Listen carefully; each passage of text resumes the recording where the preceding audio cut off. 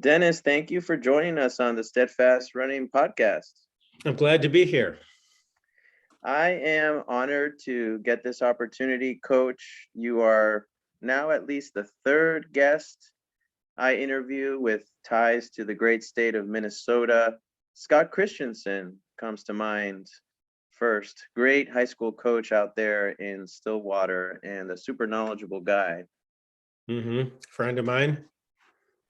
Let's start with St. James High School in Minnesota. So you wrote a great book, The River Road, for those who don't know, about a 15-year-old boy preparing for a cross-country season in 1972. How would you summarize your high school running experience? I had a great high school experience. My coach was very passionate about the sport.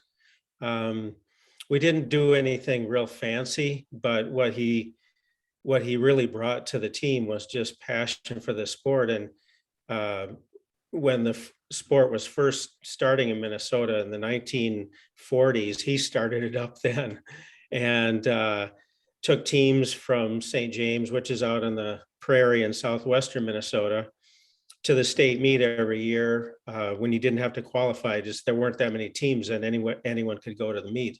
So he took a team up there, and there were hardly any other teams in the area.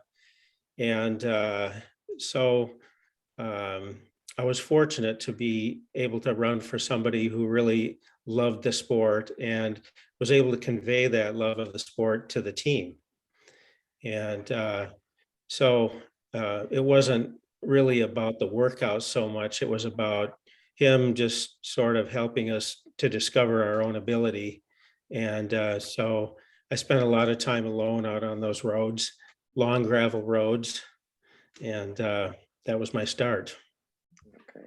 As you were discovering your ability at that point in your life, how fast were you running, for example, in the 800 or the mile? What were your PRs coming out of high school? Well, it was really funny because back then I was the 2-miler. So I very rarely was put in anything else. I remember running one 800 as a senior, and I ran 2:06. And I ran 1 mile early in the season, and that was a 4:40. And I got my 2-mile down to 9:38. Okay. Yeah, high school is where so many of us really started to embrace the sport and form our own identity around it. And I know that you have enjoyed high school coaching because of the way kids have responded to your coaching. Is it fair to say that you're having the most fun now than you've ever had coaching? Yeah, even though I coached professional runners for 15 years and college for 20 years, I always said I wanted the opportunity to coach at the middle school, junior high, high school level. And the opportunity just kind of fell into my lap. There was a very small charter school near my house that wanted to start a program in around 2014. And somebody there called me and asked if I knew of anyone who might want to coach. And I was just finishing up my college coaching at that time, and was writing my book. And I thought, well, it's only a mile from my house. Maybe I'll see if I can do it. And I started doing that, and it was really fun. And it really helped me write my book because a lot of those kids had never heard of people like Frank Shorter or Steve Prefontaine or all of the great stories of the great runners. And so I would tell these stories. And one of the things I was thinking about when I first was going to write a book was about one of these sort of how you do it. Look at the top Minnesota runners. At that time, there were 8 Minnesota runners, distance runners, who had made it to the Olympics. And I was going to do one of those how they train books, how they got into running, what they did. But talking to the kids, it wasn't that they were excited about. It was the stories that they were excited about, and hearing about races and telling them about some of my races and other races that I'd seen or coached people in. And that's what really excited them and ignited the fire in some of them to really take off and start their own journey of discovery. And it's been an amazing thing to see some of these kids that showed up in jean shorts the first day, and not even shoes that were close to to running shoes, and had no idea about the sport, had never been out for anything, and then end up going to the state meet and running in college. And it's just really rewarding to be a part of that. Yeah, to be that person to light the spark in those kids at the very beginning of their running journey is something special. I ran my senior year of high school, and then I didn't run in college per se, but I remember when I was in college, I still thought that I was going to shave like 2 minutes off my 5K PR. That never happened, but it did come down about a minute. I'm curious, how much did you improve when you ran later on for Golden Valley and then Iowa State? Yeah, Golden Valley Lutheran was a really great experience for me because it was my first exposure to high mileage.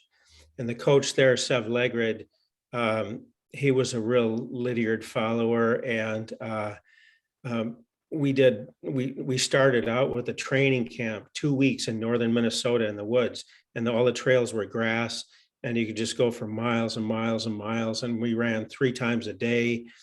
And by the time I got home, my mom, I was already thin, and my mom said my cheeks were hollow, but it was just from all this running. And but I loved it. It was something that and I really improved a lot. And so as I and we didn't do a lot of fast running at all. His goal was to get 5 guys to run close to 5 minute pace for 5 miles in cross country. And if you did that at that level, you could have a pretty good team. And they had a good team that they had finished second in the national junior college cross country championships the previous year. And then one of the guys that had just graduated, Jeff Jurley, went to Illinois, and he was a NCAA finalist and sub 4 minute miler.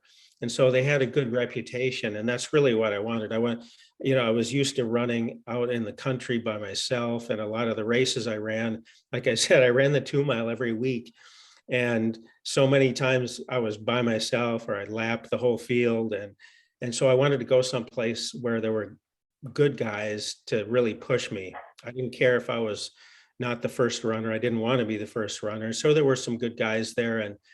And a typical week for us in cross country was there was a 1/4 mile hill, kind of a gradual hill on a golf course on Mondays, and we would do 8 times 800 or half mile on that. We started at the top, ran down around a tee box and back up, and we'd take usually 2 or 3 minutes rest in between there. And then Tuesdays we ran 10 miles in the afternoon. And Wednesdays we did long intervals like mile repeats, or we even did 2 miles, and he would stick a 3 miler in there sometimes.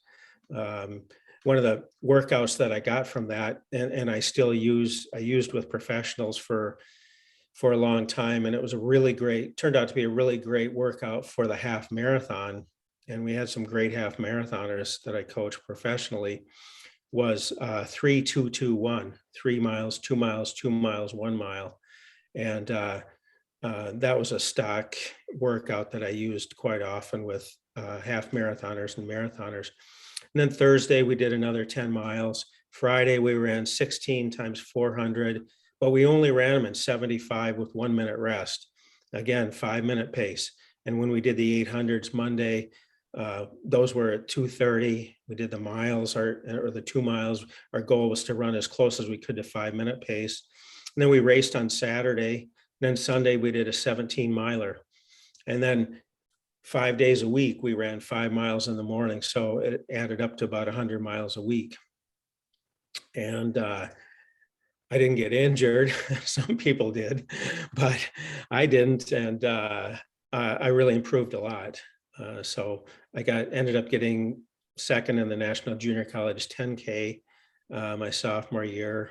That was down in Pasadena, Texas. It was in the upper 80s and thick humidity, and around 30, 48.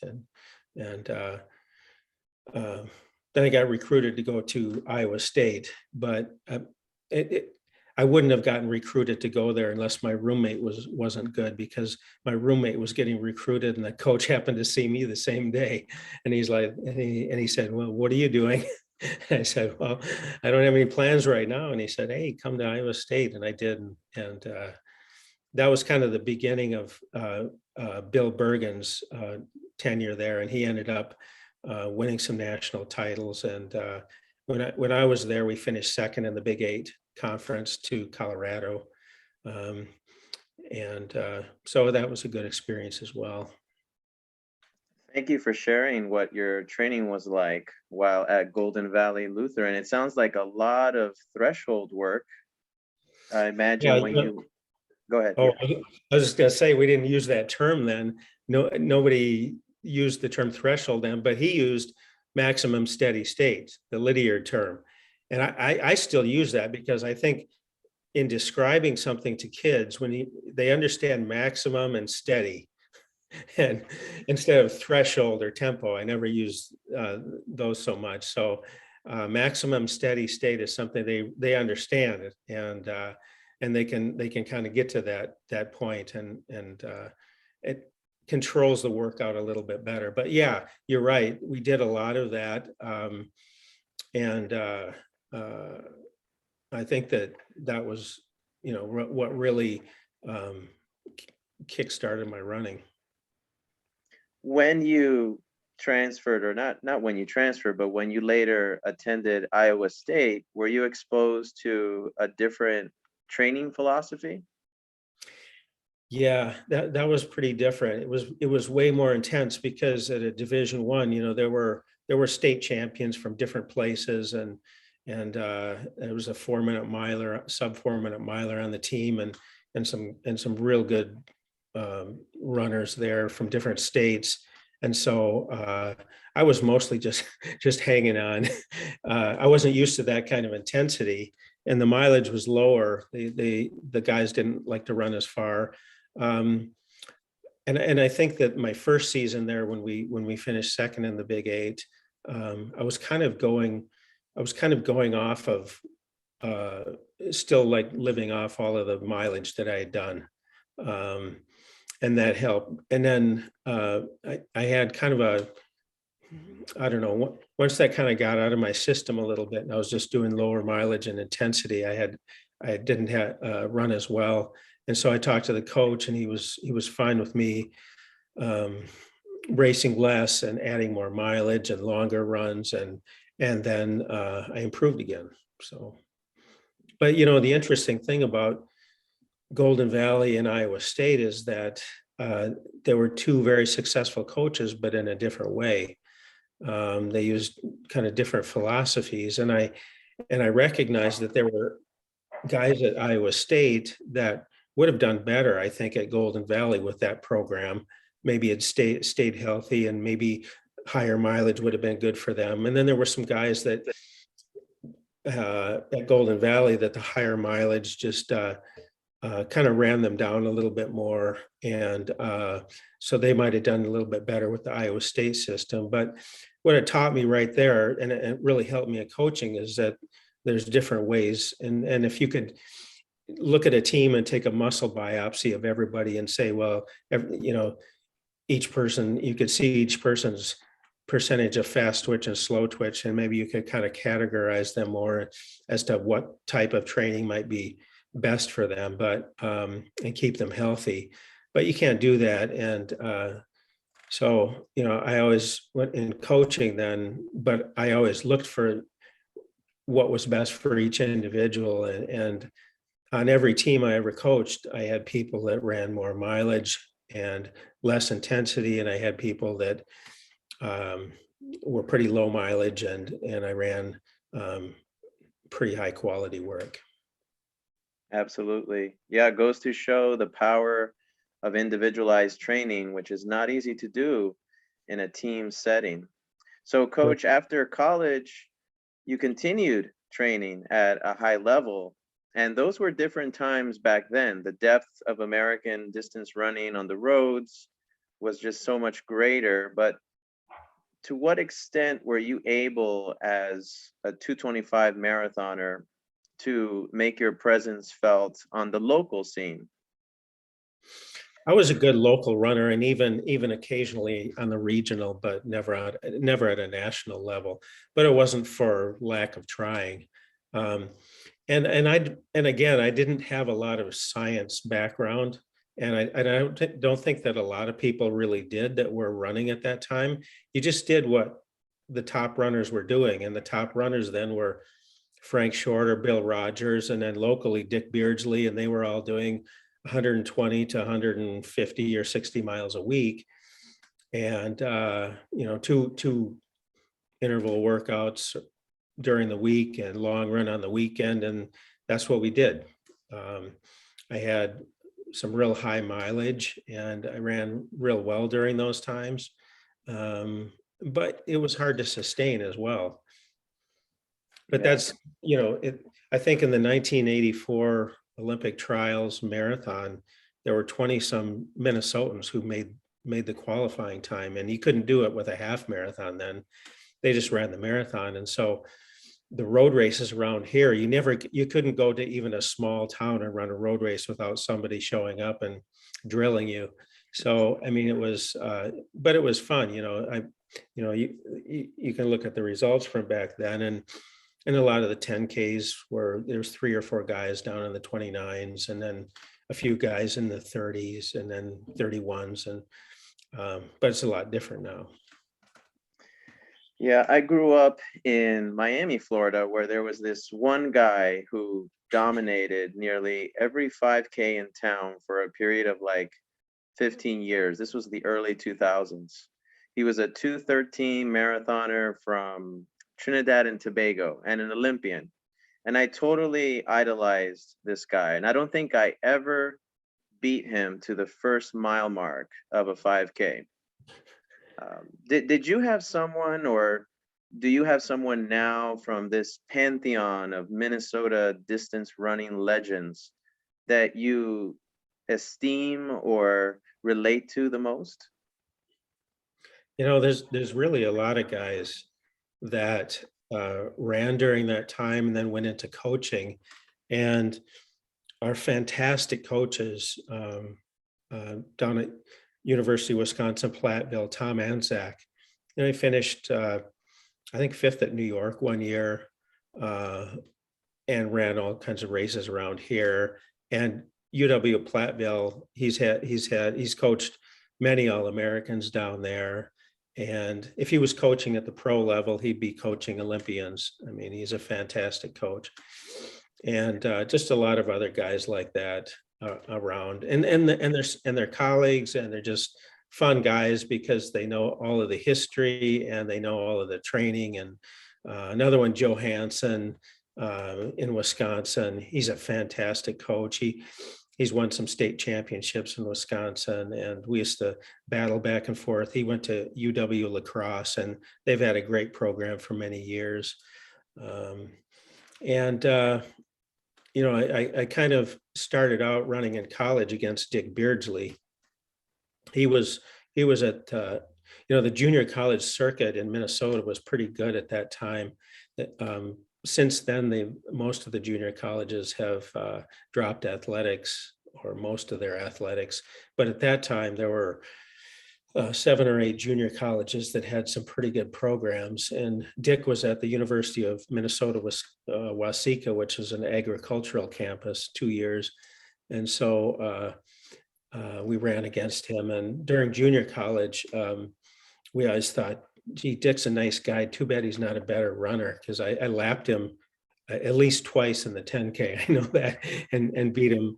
And then he went on.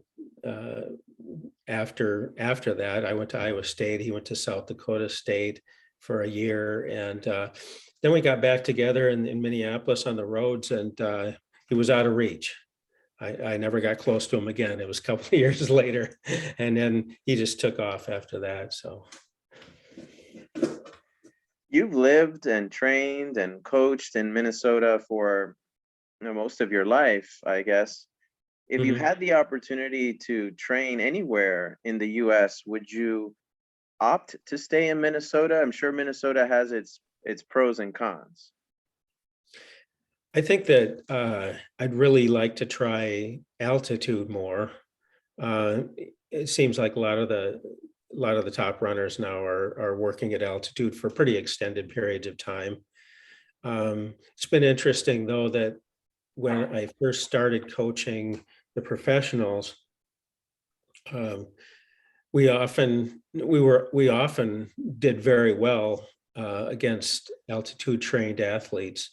Uh, because, for example, you're down in Florida, and we would go down to like Gate River, for example, and it would be humid up here, even though it was in the early part of the year. But we're wearing clothes outside, and you can get pretty hot and with the humidity, but it's dry up at altitude. And then you'd see some of those runners go to Gate River, and it'd be a humid day, and we'd wax them. So it's not all about that. You have to like look at the conditions, and I think for me, humidity is a lot like altitude. I mean, if you're not conditioned to train to run well in it, and haven't trained in it, it's going to be really tough to do well in it in a race. But I think one of the places I visited not too long ago was Scott Simmons out in um, where's that? Colorado Springs, um, and his athletes out there.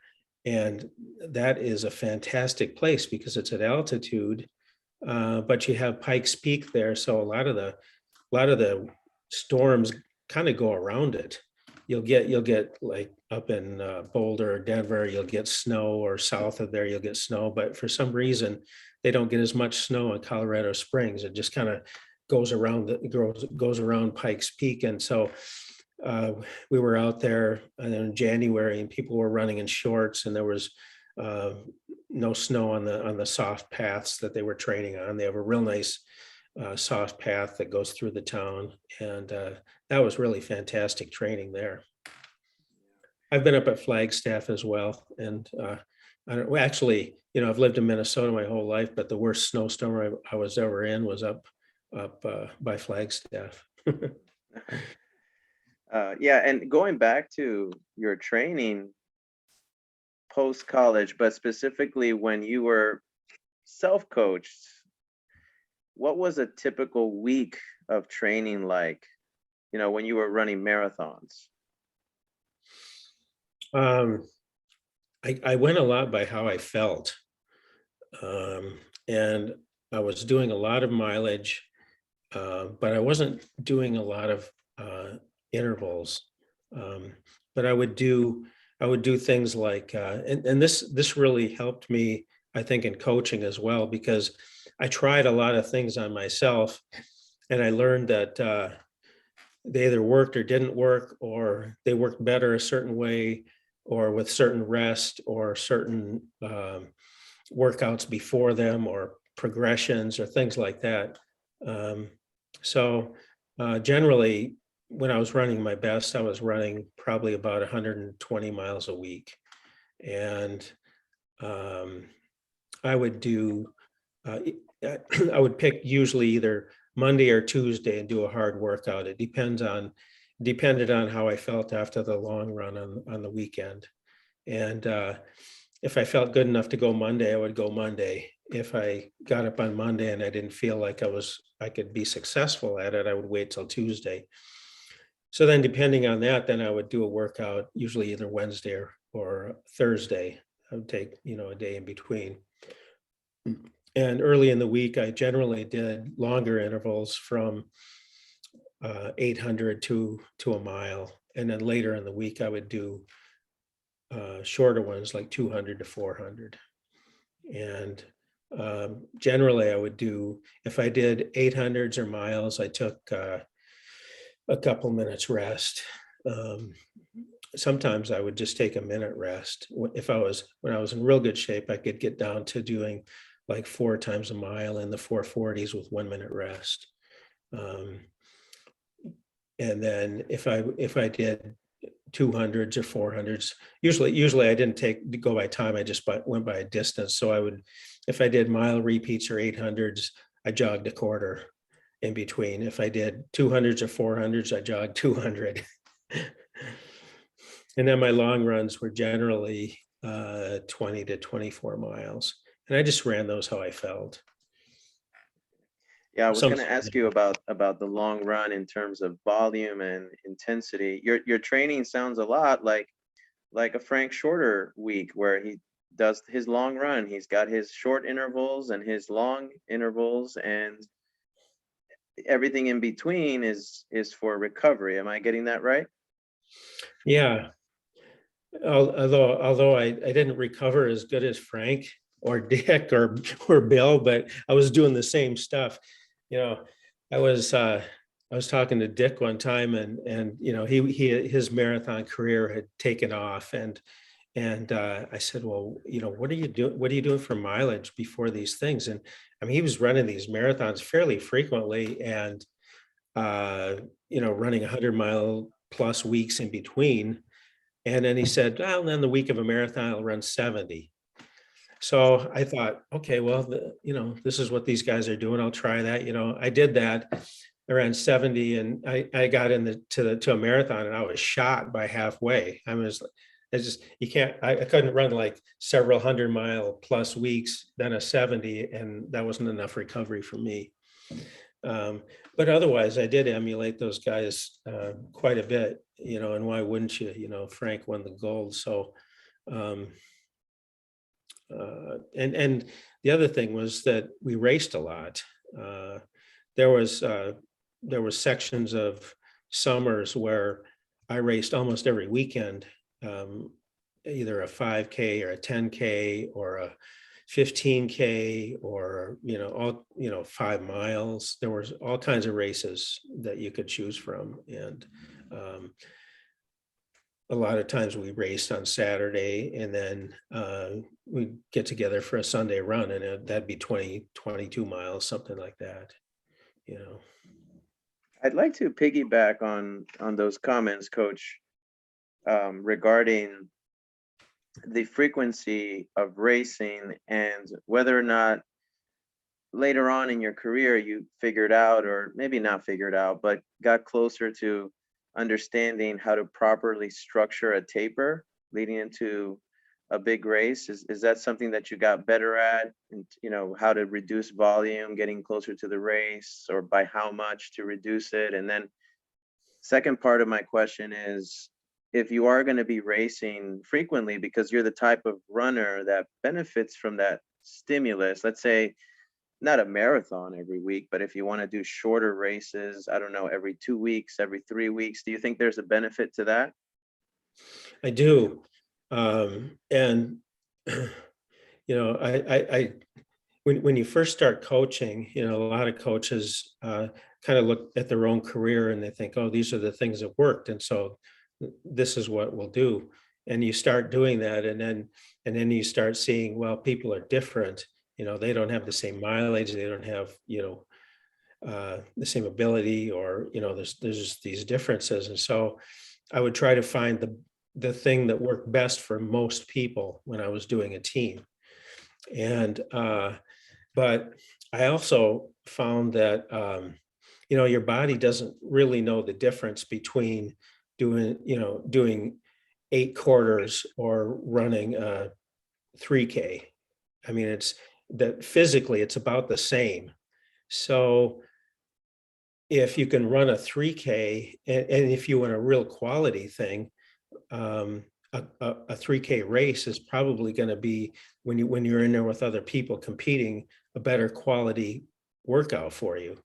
So that sort of means, well, I did this 3K race last weekend, so I don't really need to do quarters this week because my body just kind of went through that. So I need to do some other kind of stimulus. So that's how I started to see it. I started to see races as this sort of merging of the training and the racing. And I looked back at one of the people I wrote about in the River Road, and that was Van Nelson. And Van was a 1968 Olympian in the 10,000 meters. And he was a fantastic runner that not that many people have heard about, but he beat Kip Keino, he beat Jerry Lindgren in races. He finished a step behind Ron Clark, and he was a fantastic runner. But he ran at St. Cloud State University here in Minnesota, leading up to 1968. And at that time, they raced every weekend. There was a circuit of indoor races in the US where they would set up these little board tracks in arenas around the country. And it'd be like the Knights of Columbus meet in Ohio, or something in Kansas City, and or the Cow Palace out in San Francisco. And so even though he was in college, he traveled around to these races, and he ran 2 miles one weekend and 3 miles the next weekend against all of these great runners of that time, like Lindgren and Kino and Ron Clark. And other than these races, every single weekend, he only ran one other interval workout during the week, and that was he ran 20 to 30 times 200 with 50 seconds jog in between. And he would run them mostly in 30, and then he would do the last 4 in like 26, 27. And otherwise he ran 10 miles in the morning and 10 miles a night. And that was it. He never ran more than 10 miles at a time, but he ran 140 miles a week. It was crazy, but he was getting his VO2 max every weekend. And so during the week he was doing this speed, and I asked him, didn't you ever do quarters or halves? And he goes, well, I did quarters one time and I didn't think they worked for me, so I just stuck with 200s, and then the mileage. And he was an amazing runner. He won several national titles and went to the Olympics. So anyway, I looked at that and I thought, and then the other thing was, as I was starting to actually study distance training, and I would read Cohen Martin's book, for example, on the percentages of aerobic and anaerobic that each of the distances that you get your energy from. For example, 97% for aerobic for like a 10K and so forth. I started to look at the number of aerobic and anaerobic workouts you need to do, and I found that I did fewer anaerobic workouts then, and I would do more aerobic workouts, and that seemed to keep people healthy and progressing a little bit better than having more intensity. Yeah, well, I want to get back to your story in a bit, but let's clarify for our listeners, because I know what you mean when you say aerobic versus anaerobic workouts, but maybe you can define that for us to bring some clarity to those terms. Well, okay, so when how I developed my training philosophy is that I look at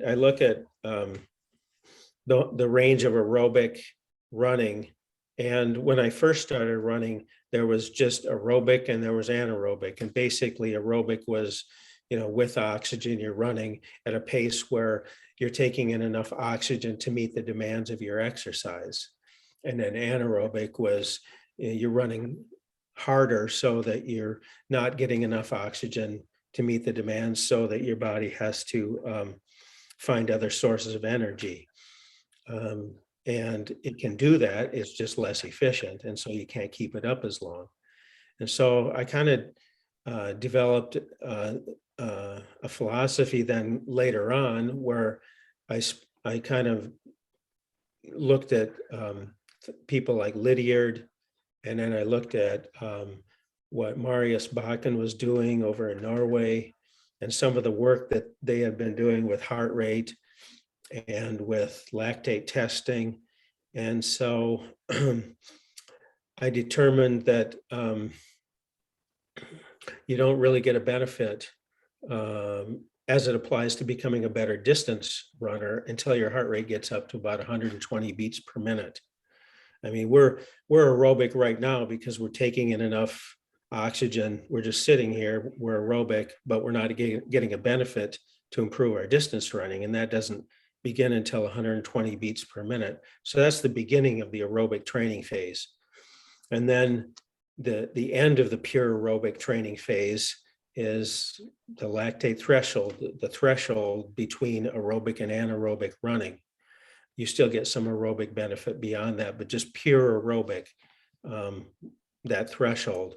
And as I looked at it, I determined that that threshold, for example, I'm going to just use this heart rate. Heart rates are different based on genetics and things like that. But generally, the people I was working with at the time in their early 20s had a max heart rate of 200 beats per minute, about that. So their lactate threshold, the line between aerobic and anaerobic, was about 180 beats per minute. So their aerobic training zone was 120 to 180 beats per minute. And so I took 120 to 140, and that was the recovery days. They had to stay in that. I didn't want it to go over 140. And then we did the first goal I had was to increase the amount of time each week that each runner did in the high quality aerobic area, which was just below the threshold. Because I saw the threshold as if you're running just below that threshold, you're getting 100% of your energy from aerobic metabolism. But even if you cross over that threshold line, 5%, then you're only getting 95% of your energy from aerobic metabolism, and you're getting 5% from anaerobic. So it's not as efficient as an aerobic training. And so I wanted to keep it just below that. So my threshold pace was about 180 beats per minute. And then I put a sub-threshold pace, which is 165. Because if you just take that down a notch, you're still in a high quality aerobic training zone, but it's a pace you can go a little bit farther with, a little bit longer. And when I looked at it later on and I analyzed heart rates during races, I found that the threshold heart rate of around 180 beats per minute was where a lot of runners were when they raced between 10 miles and half marathon. And the sub-threshold of about 165 was about where they were at marathon pace. And so when I was coaching the professional runners, then what I did was I wanted to, and a lot of runners coming out of college were used to at that time in the early 2000s, they would do 2 hard workouts a week and then easy days and then maybe a long run on the weekend. And so there wasn't a lot of this threshold training. And in fact, even in the year 2000, you didn't hear that term at all, threshold or so when I looked at the journals of the athletes coming in, for example, and I'll just use Carrie Tollefson, she had, that kind of a journal where there were 2 real intense workouts during the week, and then almost all the aerobic running was easy because it had to be to recover. So there wasn't a lot of that high quality aerobic running. It was more in that low quality 120 range.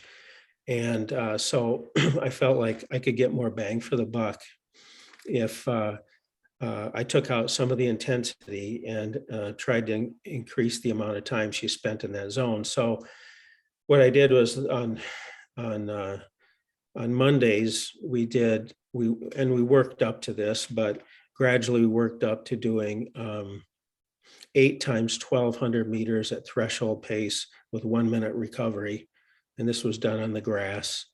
And I chose intervals for that day at threshold because there's different kinds of threshold running that you can do that you can recover better. If you break it into intervals, you still get the high quality heart rate and short rest, and your heart rate stays up in that zone for a long time, but your body recovers better.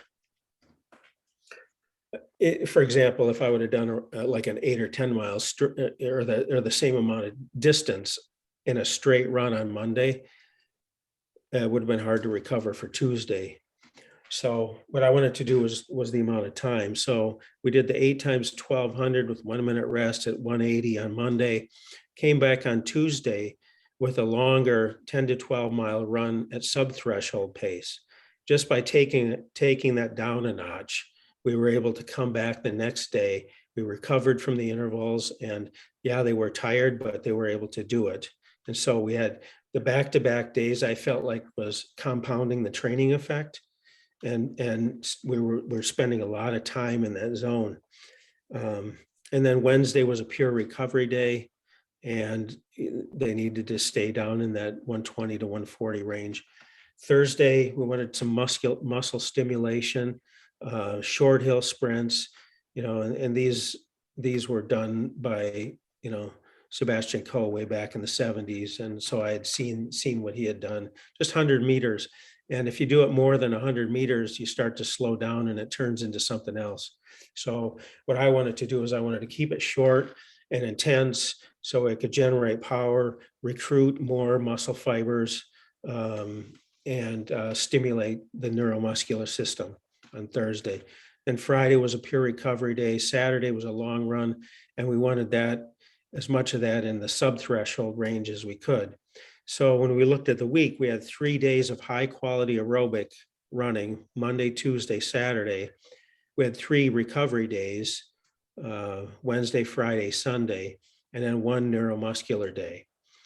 And so we started that in September when we first started. And we had a big block of that during the fall. And her personal best coming into that out of college was 15:51. And then that next year she ran 15:04. And the interesting thing about that was that her 200 and her 400 speed stayed exactly the same. So it wasn't about getting faster or doing more faster running. It was about building up her system for taking in, absorbing, distributing, and utilizing oxygen for energy at the cell level. And once that was accomplished, then she improved. And it's the same for a lot of runners. Matt Gabrielson went from 14:19 to 13:30 and got 8th in the Olympic trials in the 5K, and a lot of other guys. So that was how I developed all that. Well, thank you for that wonderfully detailed response. There's been a lot of talk lately in the exercise science world about the benefits of zone 2 training, which is that high quality aerobic work, which you've been doing since, the early 2000s with your Team USA Minnesota athletes, and before that in your own training. And I think what got lost there for a while was that those in between paces, not too hard, not too easy, were viewed as junk miles, or what maybe someone like Coach Jack Daniels would call the gray zone. And so not too many runners were training in that zone. But what we're finding now is that might be the most important part of the equation. Yeah, and I think that you need to achieve a training effect every day. And going into each day, you have to have an expectation of success in achieving that. So if the training effect for that day is recovery, then recover. I mean, go in that zone. That what I'm talking about, the 120 to 140 recovery, and then the high quality, the 165 to 180 heart rate. But in between there, you're not getting optimal recovery, and you're not also getting optimal aerobic work. So why do it? Um, so, for example, Carrie, when I would say, well, you need to run down at 120 to 130 beats per minute, and she would say, oh, that's so slow. I don't feel like I'm getting anything from it. And I said, well, you're getting recovery. And so what I did is I made her wear her heart rate monitor on her easy days, and so that she would not go over 140. And then after a while, her workouts started improving. And I said, well, yeah, it's because you're actually getting recovery now. You're not running, you're not pushing on the easy days. And so she was actually getting the training effect that she needed on those days. And then she improved. Yeah. Recovery is extremely important. Any fool can suffer or run himself or herself into the ground, but recovery is key. So, Coach, if we can go back to your story, how did your relationship to running evolve as you got older and your ability to hold certain paces, as it does for all of us at some point, begin to decline? Well, I sort of got to I ran a lot of my best races in my early 30s, just when I learned enough about myself, my weaknesses, my strengths, my stupidities, I was certainly one of those fools at times that ran myself into the ground during my 20s, trying to keep up with, Beardsley or make that final jump. I would run a good regional race and I'll think, okay, well now I can, and then just would go over the edge. But that's how you learn it. And so I actually learned um, about my strengths and weaknesses and how to take advantage of both. And like Clint Eastwood said, a man's got to know his limitations.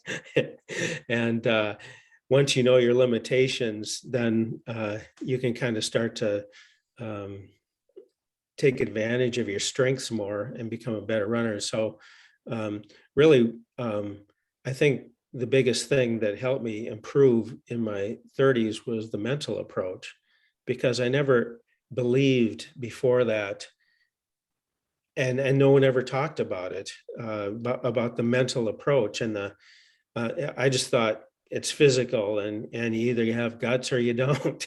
And that's how it was. And but I started to realize that um, uh, I could beat a lot of guys who were better than me more consistently because of my mental approach. And I knew they were better than me because their PRs were better than me. And if they had their best day, they would wax me. But 4 out of 5 times, 4 out of 6 times, I would beat them. Um, and it was because of the mental approach of just like going in there and um, always thinking, do your best, do your best, do your best, no matter what the day was. Um, and it had to do more with getting the most out of each effort. Whereas, some of the guys would be out there and if I was still with them at 2 miles, they were thinking were having a bad day. Oh, God, Barker's still there. I must not be doing well, and so there'd be times where, maybe I was having a rough day, but I just keep hanging in there, hanging in there, hanging in there. And even on a bad day, I could get a third or fourth place in a pretty good field.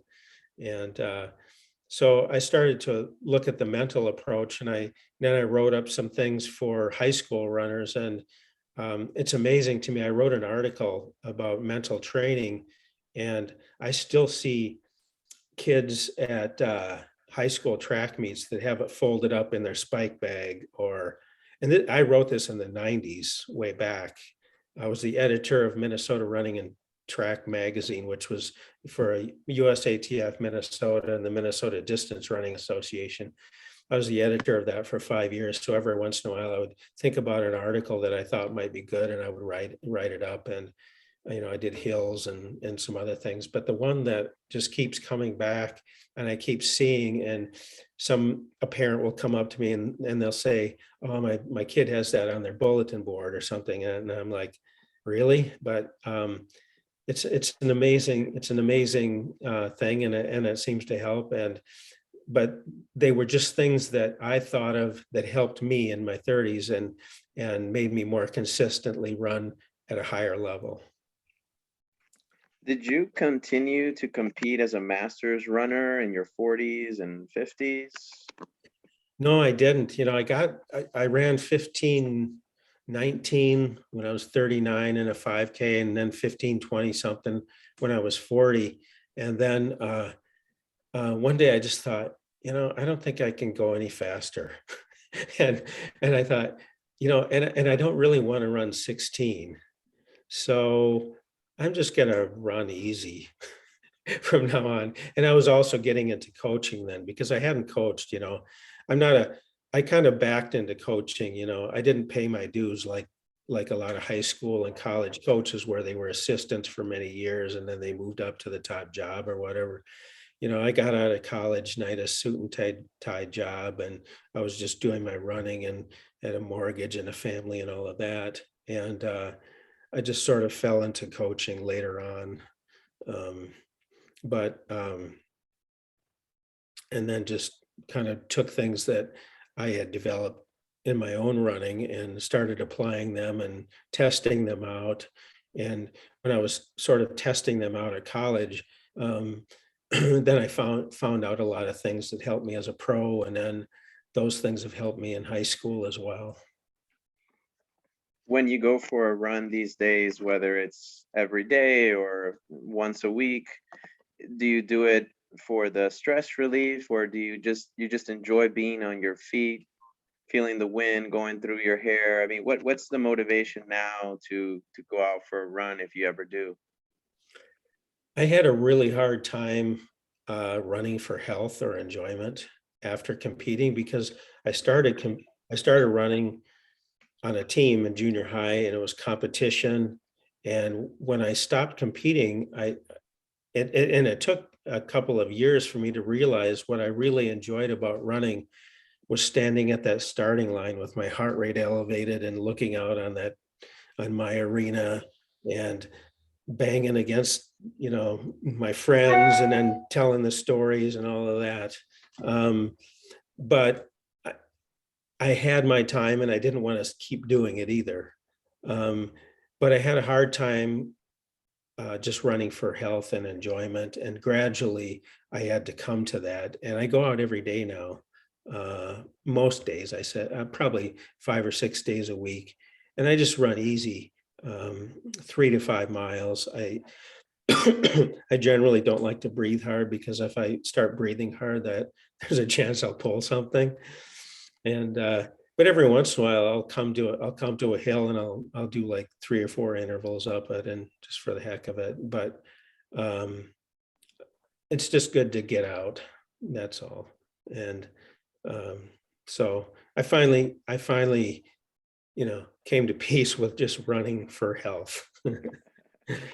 I ask these questions selfishly, or maybe there's people listening who feel the same way, but I'm getting close to the point in my running career where maybe my best performances are behind me. So I'm always curious to hear from those who have gone before what that transition was like. So thank you for sharing that. It's interesting that you see a lot of real good runners and they're either all in or they're all out. You know, you'll see some guy, he's battling for an Olympic team one year and then he retires and then 2 years later you see him and you're like, really? They put on so much weight, but then they finally come around to it again and start running, it but you put so much in for so long and when you're all in that when you go out, it's easy to get all out. And you were also so busy coaching. So if we go into your coaching career here for a bit, you coached for 20 years at the D3 level. And of course, in 2001, you began coaching for Team USA Minnesota.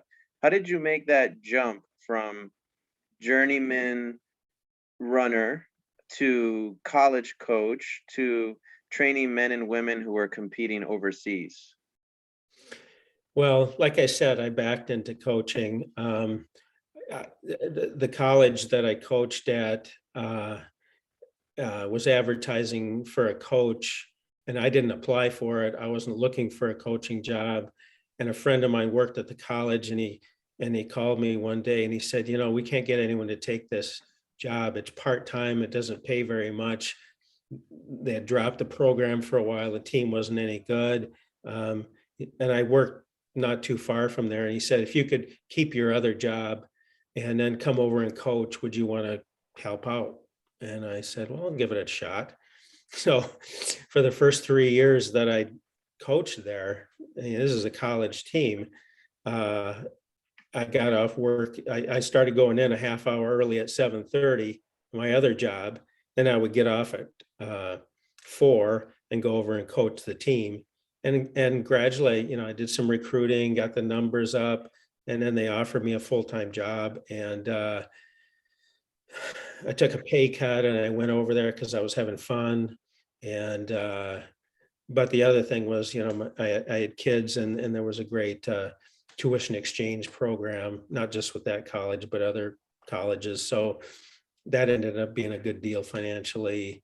And so I was able to do it. And then I had a good reputation around here as a runner and as a writer of running, and in the running organizations, and had some individual successes at the college level. And so when the Team USA was starting up, um, they called up and asked if I wanted to do it, and I said sure.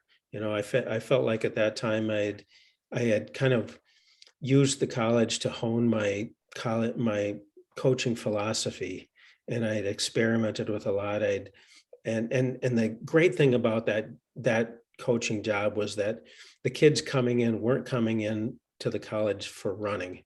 They were coming in for other things. And I was able to work with a wide variety of kids, and that had a wide variety of problems, and solve those problems and have some success, and get some of those kids to really buy in and really take off. And those are the kinds of things that, you know, if you just start coaching professionals, they don't have quite as many problems because they have talent, you know, right off the bat. So I was able to kind of hone my coaching philosophy, and so I knew that uh, I could coach better runners, and I looked forward to that opportunity. And um, so when I got into that, started, you know, applying everything that I knew, and it worked out pretty well. It sounds like a lot of your growth as a coach early on was through trial and error, lessons being applied to your runners that you had learned on yourself, and as well as lessons you had learned from your other mentors, previous college coaches. I know that you were deeply influenced by Arthur Lydiard. Any other mentors or intellectual influences on your coaching that are worth mentioning? Yeah, that's really interesting, because when you look at people like Fred Wilt, who was a great coach. He was an Olympian, and then he was a coach, and he did a lot of trial and error. And he coached Buddy Edelin when Buddy set was the first man in the world under 2:15 in the marathon. He set the world, I guess they called it a world best then, of 2:14. And he did a lot of trial and error. And then Lydiard, when he first started, he was doing trial and error. And the same thing with a lot of great coaches back then. There wasn't, a lot of science applied to it at that time. But really, in my opinion, the only thing, the most things that have happened with science since then has been confirming that what they found out by trial and error was correct. Um, I mean, you have uh, tests that are being done now in laboratories on treadmills, and with blood lactate and everything. But you know, Ron Clark ran 27:30 on a cinder track, without pacers, and that could still be a world record today if he had the new shoes and the nice track and everything. And so it's not like the science has taught us anything. It's just kind of confirmed that some of the things that were being done with the great runners by that they just learned were the right things. Right. Yeah, that's a great point. You coached so many great athletes in that period between 2001 and 2016. I wish we could do justice to all of them. As a fan of the sport, I watched many of your runners like Katie McGregor, Matt Gabrielson, who you mentioned earlier, make their splashes. Maybe you could just talk about one person on that team, maybe something that we can learn from their journey in the sport. I don't know, maybe they went on to win a national championship or podium, and they weren't the most talented person coming in, but they worked hard, they were full of belief, and maybe it took some real creativity on your end to dial in their training. Well, I'd like to take credit for those things, but really they had, they all had talent. And it was just a matter of being able to uh, sometimes get them to believe in it, or just get in the right kind of block of training so that they could start to build their confidence without going out and, getting waxed. But I think, there's, I don't think I can just pick out one person, but, you know, just different traits, for example. Some of the stories like in 2004 Olympic trials, I thought the two greatest races were the men's and women's 1500 meters, where, you know, Alan Webb had kind of, you know, I think what it was, it Michael Stember was kind of trying to show him up a little bit in the prelim, and Stember was on his home track, and and Webb hadn't been doing quite as well leading up to it. I think he had gone to Michigan, and he wasn't maybe doing quite as well. But then, he makes this really gutsy move and just pulls away from the field after the 800 meters. And who wins the Olympic trials 1500 meters from the front? Well, he did it, and he did it in the style, and it was a really great gutsy move. And he had that belief in his ability. In the women's, Carrie Tollefson, she wanted to make the team in the 5,000, but she had an injury during the winter, and it kind of prevented us from doing some things. And she didn't make the team in the 5,000, and she was crushed. And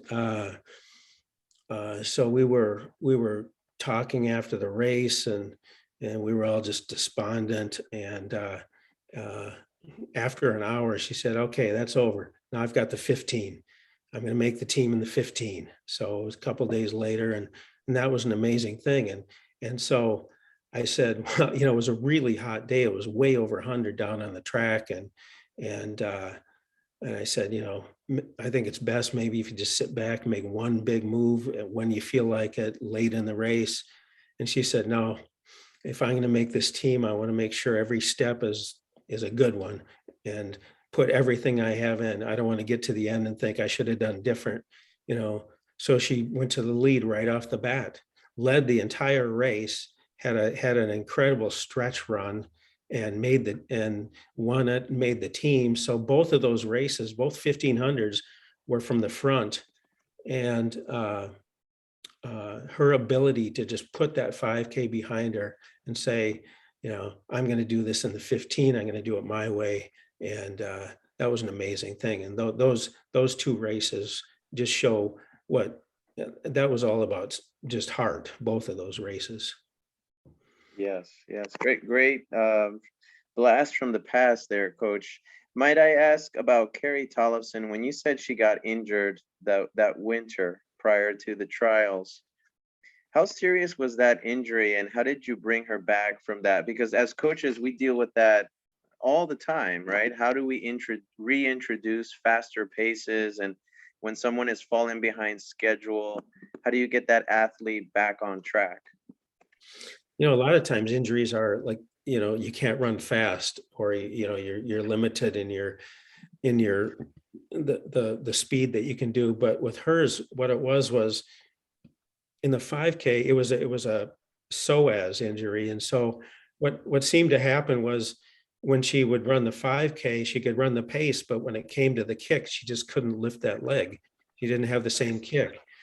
But the 15 was short enough where she could just blow through it, and she still had the kick, and she could finish in 60. And it was just, I don't know what it was about the 5K. It just, the distance kind of numbed it.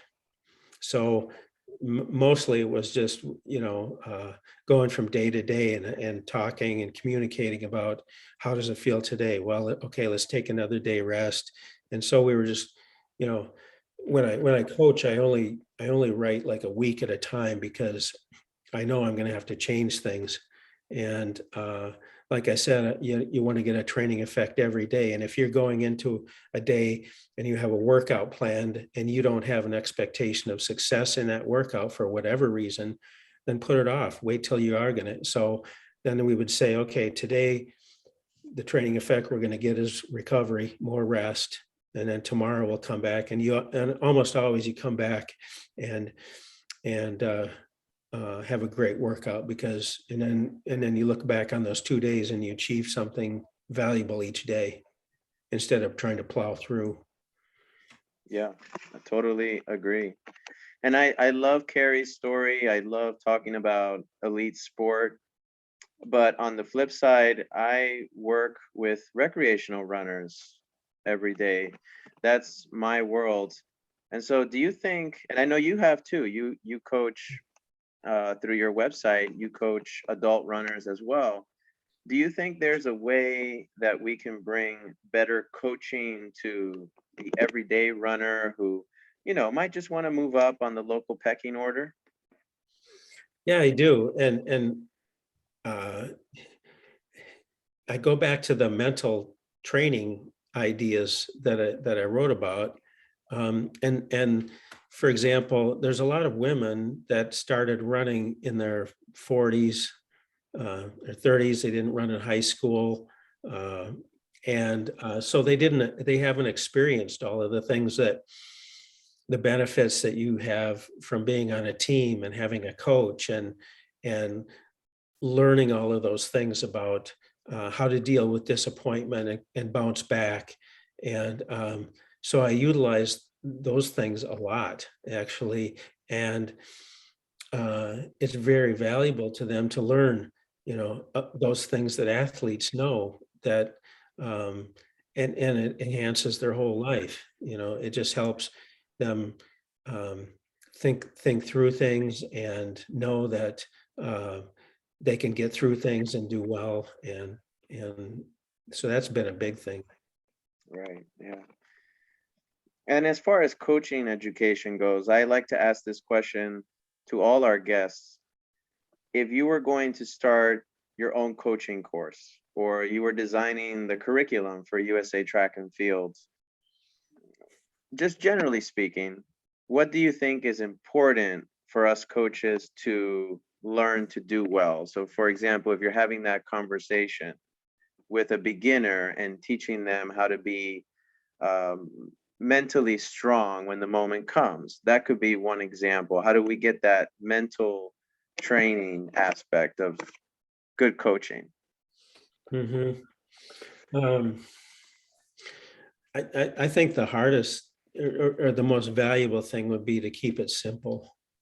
Um, I've gone to coaching clinics before, and using all kinds of tools and electronic stuff, and doing this and that, and by the time you get to the running, you're already an hour into practice. And if I had an extra 15 or 20 minutes, I'd probably do something with running, as opposed to something else. Like, it's not that I don't think that some cross training, or some gym work, or some stretching, or some drills are valuable. They certainly have their place, but keep the main thing the main thing.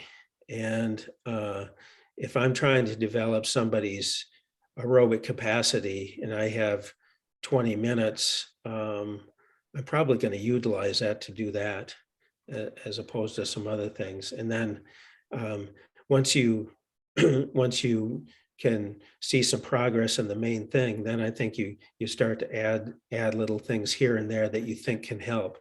Um, but not everything is going to help everybody. You know, I coached um, two people, Heather Kampf and Gabriel Grunwald, who had very similar 800 personal bests. Heather was too flat and Gabriel was 201. And Heather, had done a lot of 400 running in high school and college, and had been in the weight room. She had weight gloves. I mean, she could get in there and she could pump iron. Um, Gabriel couldn't lift anything. And she was the lightest, smallest bone person that I ever coached. And even a plyometric would have risked injury. Um, she just had a great aerobic engine and she was carrying a light load. And those are two good things for a distance runner. But if I would have put her in the weight room or done some of the drills that Heather did, she would have become injured. So they got to the same place different ways.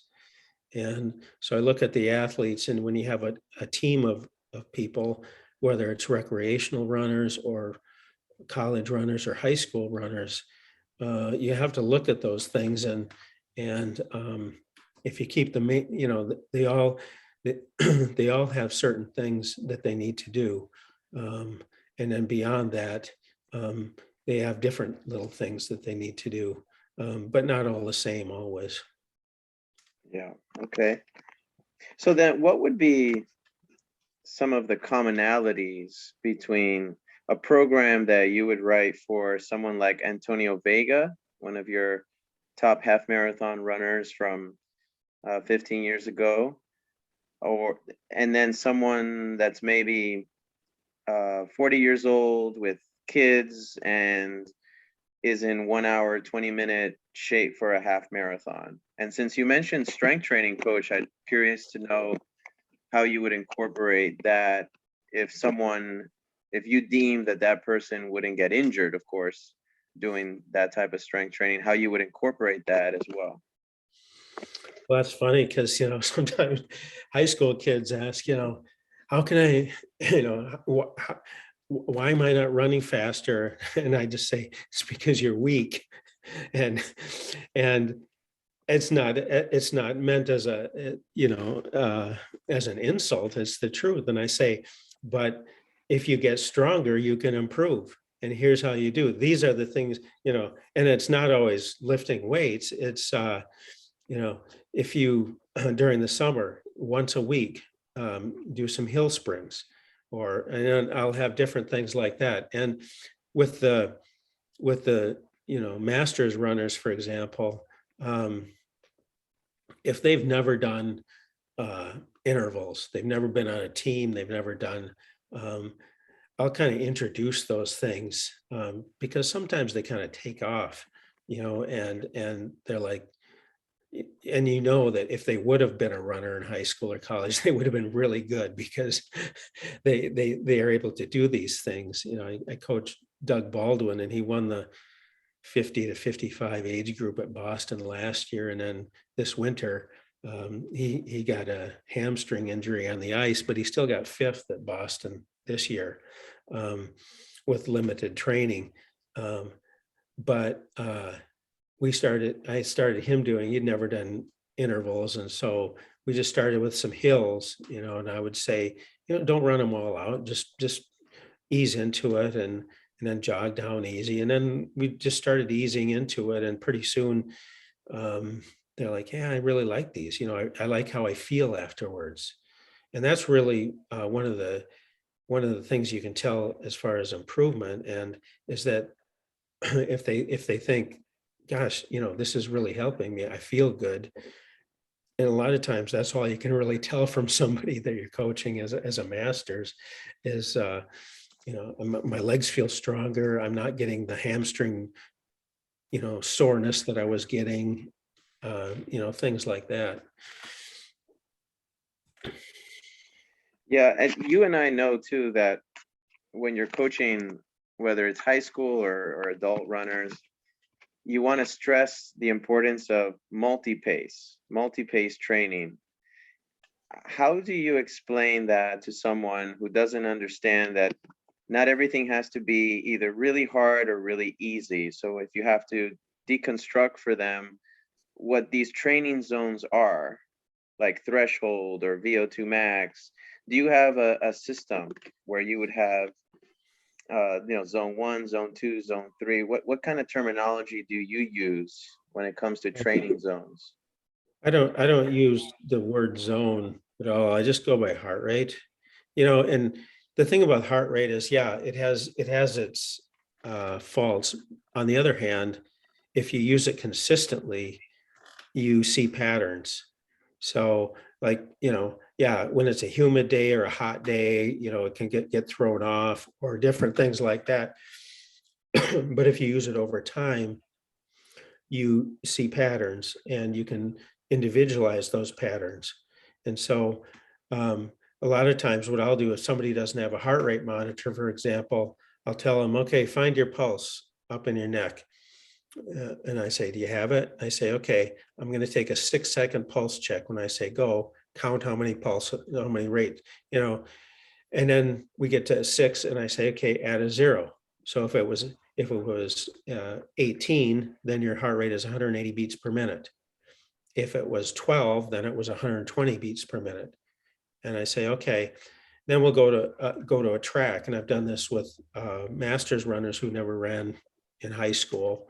And it's the first time they ever ran on a track. But it's a place where you can have some precision. And so I'll say, okay, I want you to run a lap at what you feel is like a half marathon pace. And then they'll get done and I say, okay, 6-second pulse check. And it'll be whatever, 140. And I say, okay, I think you can go a little bit faster. Let's do another lap. And then we'll just find that pace. We'll find their 160. And I'll say, okay, now we're going to do some intervals at this. And this is going to be, your half marathon pace. And they can do it because, they were running too slow before. But they didn't know, they didn't know how much they had, and they didn't know, about heart rate training and things. So, but that's just an easy way to do it, is just to teach them. And I do this with high school kids too. Across from our school, we have an 800-meter loop. And I start them out at just 800 meters. And then after each 800 meters, we take a 6-second pulse check. And I point at kids and I say, okay, you pick it up a little bit, you slow down a little bit. And then pretty soon they all start to learn, what their paces are. And then, and then gradually over the course of a season, they start to improve. And for example, I'll go back to Carrie, when we started doing, the 8 times 1200 at 180 beats per minute with a 1-minute rest. She was doing those in like 420, 425. It's on a rolling grass course. By the end of the fall, in November, we were doing the same workout. And she was doing them in 4 minutes to 4 minutes and 5 seconds. Same heart rate, same effort, same recovery. It just was an indicator that her system had improved, her aerobic system had improved. So that's what I try to do with the kids as well. And then they see, oh yeah, it feels the same as when I first started out, but I'm going faster. Love that. Yes, that's a good illustration of that concept. So when it comes to training intensity distribution, coach, and I know that periodization is a gigantic topic, so we're not going to tackle that behemoth here, but just in general, when you're mapping out workouts in advance in your head, because I know you're writing 1 week at a time, but in your head, are you generally going from general to specific as you get closer to the peak? Are you going from less intensity to more intensity? How do you think of this topic when it periodization? Well, I agree about your multi-pace. You know, I sort of feel like you can do just about everything all at once if you manage it right.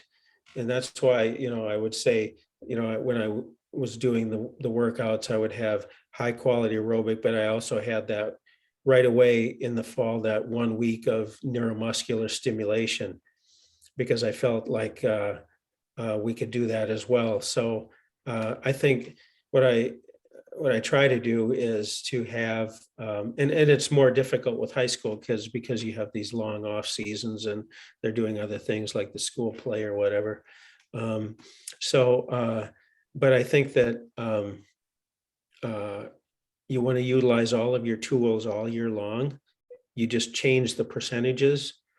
Um, so uh, During the fall, for example, in the professionals, I had the strength and endurance were way high, and there was some speed with the hills, but it was pretty low.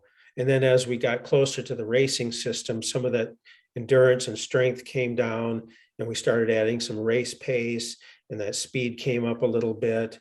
But even at the end of the season, when we were just racing more and not working out quite as much, then there was still that endurance and strength in there. So at some point, you know, like I would do, you know, maybe on a Monday, I would do like a 20-minute threshold run, just to kind of touch base with that even during the racing season. So that they wouldn't lose that ability. So you're working all the tools all the time. It's just the percentages throughout the year change. With high school kids, or even with masters runners, for example, they take long breaks, and so you have to periodize it a little bit differently. Um, and if they're starting up after a break, I'll just do and if their goal is a marathon, for example, I'll do a general period and then I'll do a marathon specific period. And the general period is just training to train, getting to the point where they can train for a marathon at the paces that they need to achieve what they want to do. So it's not, the general period is just, first of all, just being able to run every day, being consistent at whatever pace. And then it's, being able to run at certain paces and do actual workouts.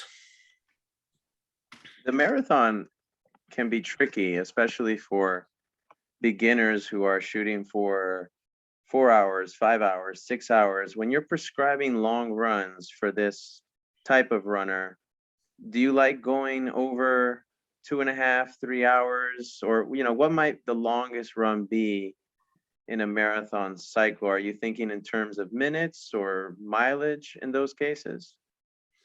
Usually I do mileage for that, just because, you know, that's the big number in their mind is that 26.2.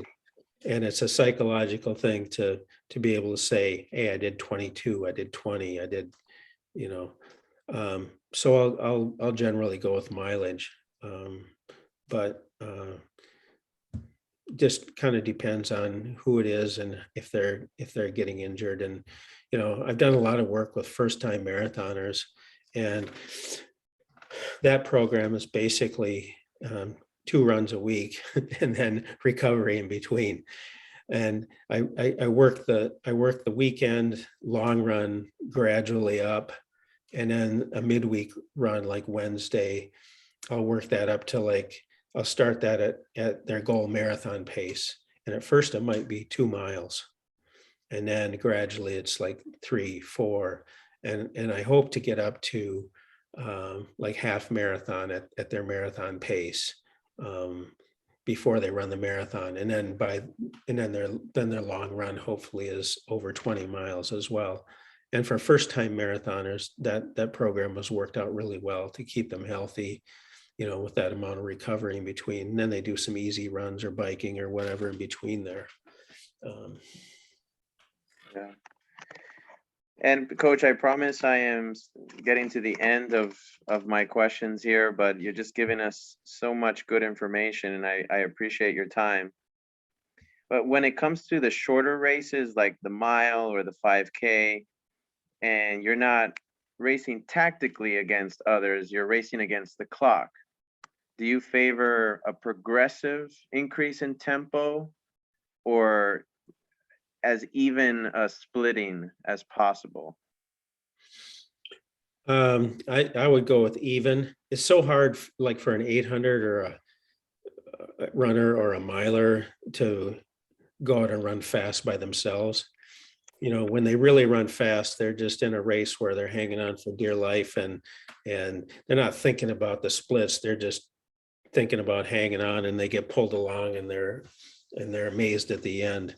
But if they have to do it by themselves, and I've had to do this earlier this season, I have a couple of pretty good runners, and they had to run a qualifying time for this elite meet that's this weekend, and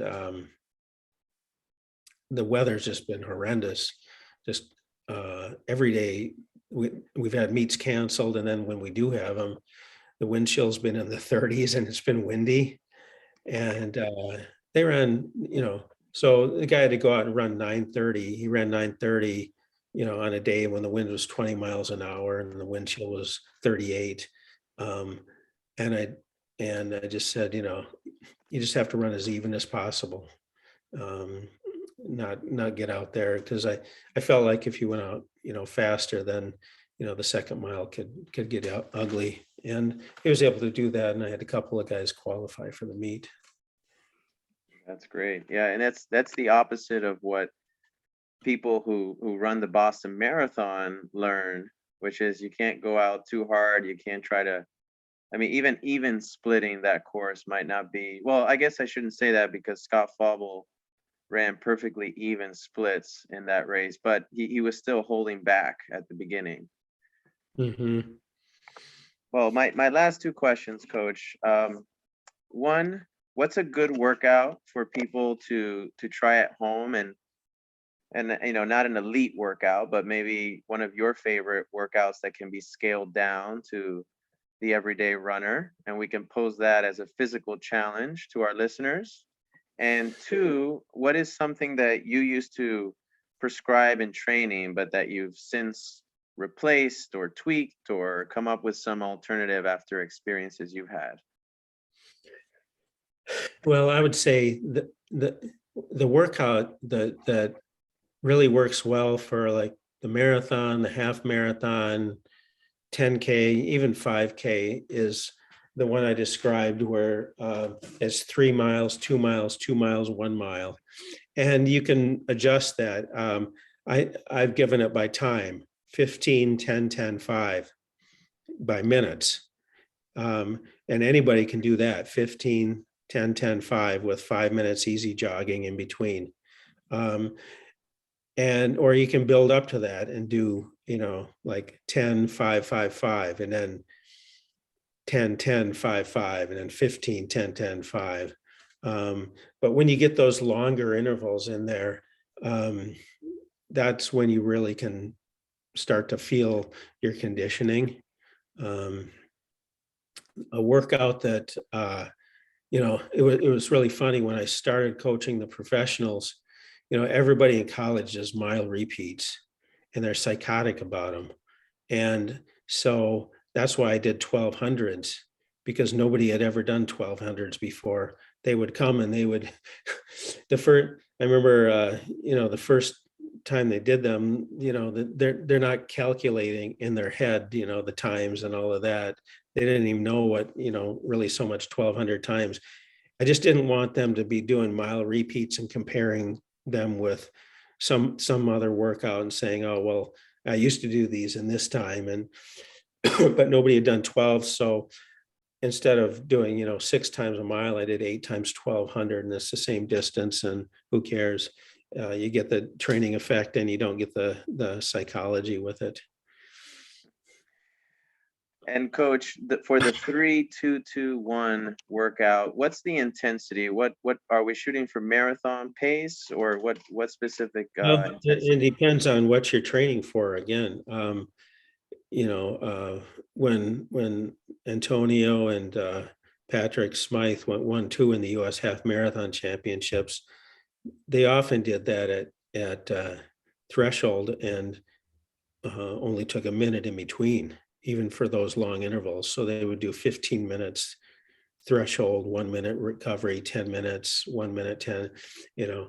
But if you're going to do it, for example, for like a 10K or a 5K, then you can do that at a little bit more like half marathon effort, or 10K to half marathon, where it's more intense. And then you would take the 5 minute recovery in between, just easy jogging. You just have to adjust the rest in between. But I don't think you need any more than 5 minutes, no matter how fast you run them. Because I mean, how fast can you run 3-2-2-1? Well, you've given us so many gold nuggets in this conversation, Coach. If there's anything that I haven't asked you that you would like to talk about here in your parting shot, or just whatever you would like to leave us with. Well, maybe one thing is that it's been interesting to me. My book, The River Road, um, it sells pretty consistently, and the only place it sells, the only place I have it is Amazon. But it's interesting to read different reviews of it, because there was a review that was just written a couple days ago, and it says, and it was by a young woman, looked like she, in her 20s maybe, and it said, this was a really cute book, which is something that's never been said about it before. But it's full of stories about different kinds of athletes. And if anyone wants to read it and write a review of it, or drop me a note on my website, I always appreciate that. I respond to those things because I'm interested in how they relate to the story, and how they relate to the events that are chronicled in there. So that's always of interest to me, because different, it's amazing what resonates with different people. Bill Rogers read it, and he had a totally different take than anyone else has ever had on it. He is like, oh, that's one character, you should write a whole book about him. And nobody else has ever said that. And then this other girl said, well, it was cute. I like this, there's sweet parts of it and all of that, so different things resonate with different people. Yes, it's a very unique book. It's a lot. I don't want to say it's exactly like, it's definitely not exactly like Once a Runner, but it's in the same um, vein, or the same genre, if you will. Mhm. But you added your own personality to it, and so I will link in the show notes directly to Amazon, where people can buy that book. And Coach, thank you so much. I'm also going to link to your website. That's coachbarker.com. Is there any other way that people can reach out to you, or is that the best way? That's the best way. Okay. Well, thanks a lot for having me. I really appreciate it. I love talking about running and training and all of the stories. And so um, I could go on and on, but I know you have other things to do as well. I've really enjoyed our conversation, Coach. Have a Me good too. night. Thank you. Thank you. Me too. All right. We did it, Coach.